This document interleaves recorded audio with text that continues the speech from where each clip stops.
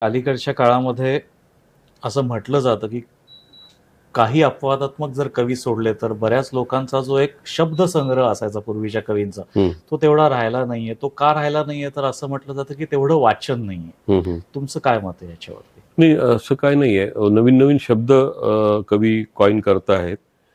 वाचन नाही आहे, जे असं आक्षेप घेतात त्यांचं कदाचित वाचन नसावं.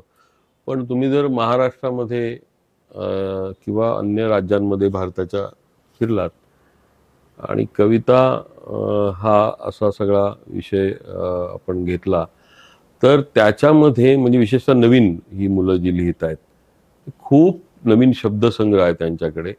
जुन्याच शब्दसंग्रहामध्ये कविता प्रकट झाली पाहिजे असा आग्रह धरून उपयोग नाही. जो तो आपली प्रतिमासृष्टी, आपली शब्दसृष्टी तयार करत असतो आणि खूप चांगले कवी येत आहेत. महाराष्ट्राच्या सगळ्या भागामधून, मराठवाड्यातून, विदर्भातून, मुंबई पुण्यात तर आहेतच, कोकणातून, पश्चिम महाराष्ट्रातून, खानदेशातून. अ, आता हे आमचे कवी महानोर, नाधो महानोर, आम्ही दादा म्हणायचो त्यांना. ते अलीकडेच निघून गेले आपल्यातून, सोडून गेले आपल्यातून.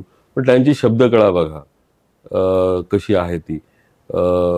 ती म्हणजे हिरव्या रानात हां, चावळ चावळ चालते, भर ज्वानीतली नार, अंग मोडून बोलते. क्या बात. असं लिहिणारे महानोर हे शेतीचे अनुभव ज्यावेळी लिहितात, त्यावेळी ती शब्दकळा ते घेऊन येणार, है ना? किंवा महानगरी कवी जे लिहितात, मग नामदेव ढसाळ असू देत, अरुण कोलटकर असू देत किंवा आणखी मर्ढेकर असू देत, तर ते पिपात मेले ओल्या उंदीर हे महानगराचे अनुभव मार्डेकरांनी जे आपल्या कवितेमधून ती शब्दकळा तशी आली.